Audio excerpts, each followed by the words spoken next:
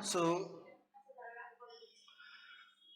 today we are going to talk about some portions from the plant physiology part, like plant phytochromes and all, and rest we'll discuss about uh, the different like flowering and the germination and the stress response, stress physiology of plants. Okay. So the very first thing that we want to talk about is about phytochromes. What are phytochromes? It is nothing but a photoreceptor. What is a photoreceptor? Remember we talked about the antenna pigments earlier. So photoreceptors is just like a pigment that is present in plants, also found in bacteria and fungi. It used to detect light. So the photoreceptor's job is to detect light, that's why it's called photoreceptor. It's sensitive to light in the red and far red region of the visible spectrum. So red and far red region of the visible spectrum. Biochemically, phytochrome is a protein with a bilene chromophore in it. Okay, the pigment that controls growth and flowering in many plants. And we study how exactly growth and flowering is regulated by red light and far red light by the presence of the phytochrome. And there are two types, PFR and PR type. So this phytochrome's presence in Arabidopsis, okay, as a model plant.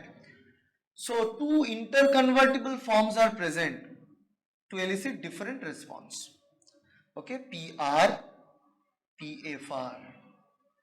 So when PR receives red light at 670 nanometer, it is converted to PFR, and this is related to the physiological responses. But when the PFR receives 730 nanometer or far red light, it became PR, and PR is not feasible for physiological changes in plants.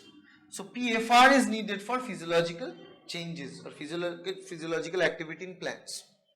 So this is how they are placed in the electromagnetic spectrum. Okay. So what is the role of phytochrome? I already told you. The many flowering plants use it to regulate the time of flowering based on the length of the day and night, which is known as photoperiodism. So what is photoperiodism? Is the length of the day and night, and how the length of the day and night reflects the flowering event in a plant. And it sets to have a circadian rhythm. It also regulates the response, including the germination of seeds, known as photoblasty. Germination of seed in presence of sunlight only. Remember, in the last lecture we've seen how exactly the presence of light and water both are necessary for the seed to germinate. Last to last lecture.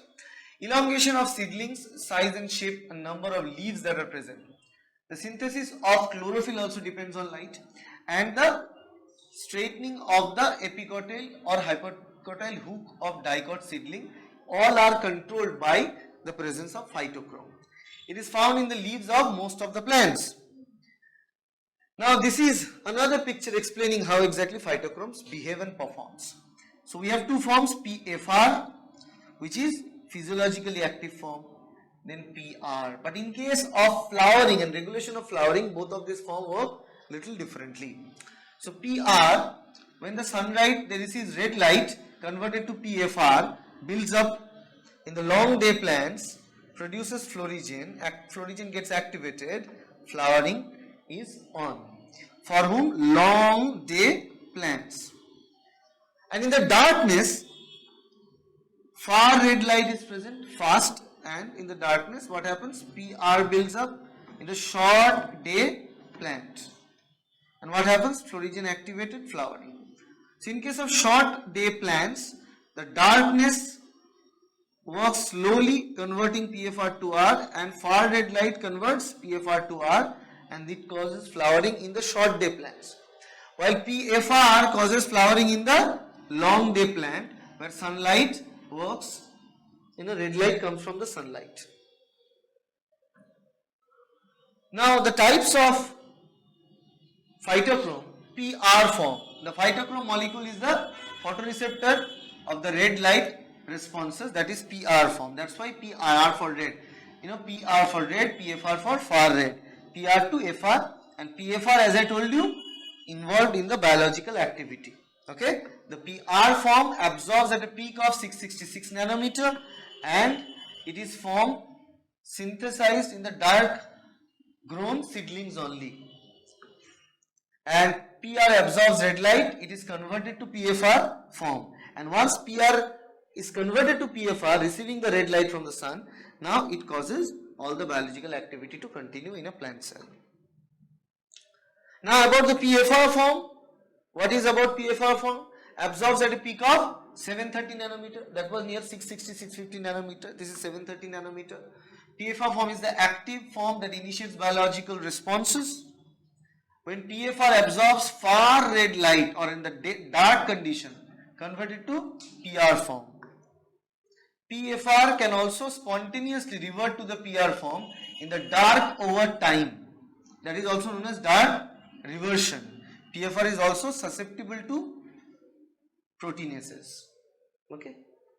So that is what happens. Normally PFR is why we call it as a non-biological activity related. It's a dark form. You can imagine and remember it like that.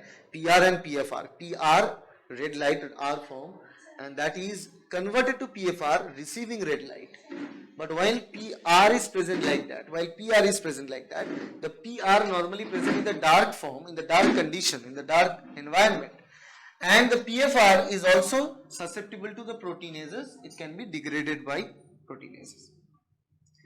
PFR absorbs some red light. So in red light, there is a balance of 85% PFR and 15% PR.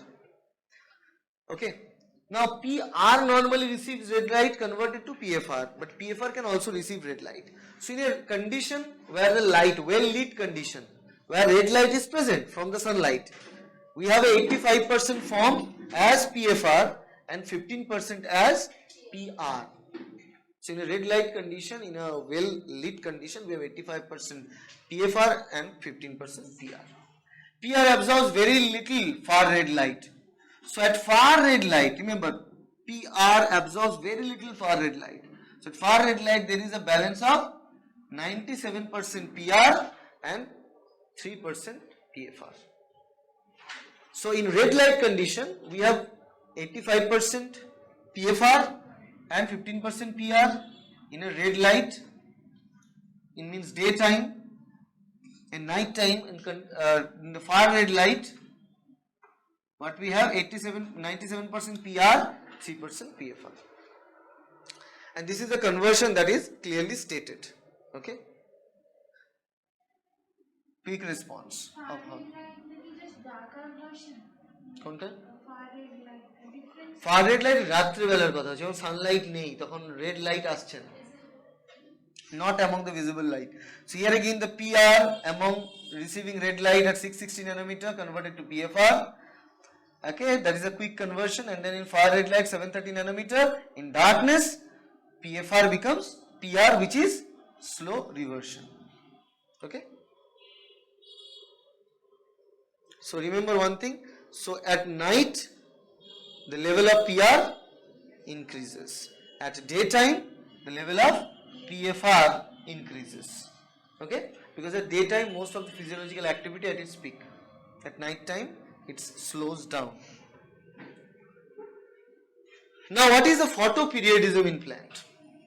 Remember, photoperiodism is basically how exactly, depending upon the type of light, the type of sunlight and the presence of light and darkness and the length of the daytime, flowering of plants are decided. So flowering of plant comprises of two phases named vegetative and reproductive, two different phases. Under an appropriate photoperiod, the plant switches from vegetative to reproductive phase. So when there is a proper photoperiod received, let's imagine that is the X hours.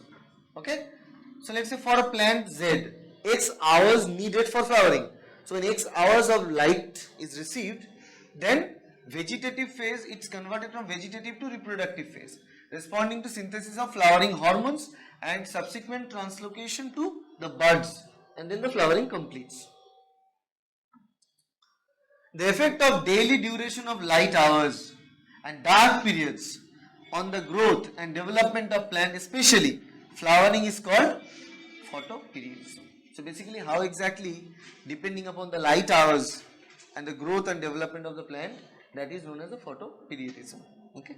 So obviously we know that among, like, for a Z species of plant, X hours, let's say 7 hours or 10 hours or 14 hours of daytime is needed for flowering. So if 14 hours needed, it's long daytime needed for flowering. If let's say 8 hours needed, that is a short time span of daytime for flowering. So based on that, we call different plant as a long day plant or a short day plants. Okay. So photoperiodic control of flowering. The critical part is the night length. Remember that. Night length is very, very important. What is the night length? Because obviously if you find about the night length, the rest of the time is presence of light, right? And night length means, in general sense, we say that when there is no sun. But if the plant is receiving artificial light, that is also required for the growth, right? That we already talked about it, like that also helps in physiological activities. So when I say night length or night time, that means there is no light. When we are referring to night length or night time, there is no light.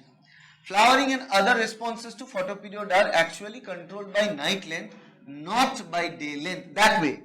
So that's why, remember always, although we call it as a long day plant, short day plant and so, but actually we are talking about plants. We need to always look for the night length. What is the length where there is no light, no sunlight, no artificial light. Short day plants are governed by whether the critical night length sets a minimum number of hours of darkness. Okay, minimum number of hours of darkness. And long day plants are governed by whether the critical night length sets a maximum number of hours of darkness. Reverse of what we understand. Maximum number of hours of darkness means accumulation of more PR. And in this case, minimum number of hours of darkness means accumulation of more PFR. So based on that, the response alters, the response changes. So here, so remember this two idea only to understand about the long day and short day plant, how they will behave. So whenever they ask any question from the short day or long day plant, you understand the critical length of the night time. Because when there is a larger night time, then there is a slow conversion of PFR to R. So that means accumulation of PR will be less, more PFR will more accumulation of PR will be more, PFR will be less. And then in the daytime, if it receives small amount of daytime, still the PFR is there in the daytime, conversion will be there, and the more PFR is there, will be showing the physiological response. Okay, so always either you stick to, so always think from the length of the night, that perspective. So more length of the night, lengthy night means there is more PR form, and the PR form takes more time to be converted to the PFR form, obviously. Okay, so for the longer daytime, for night time.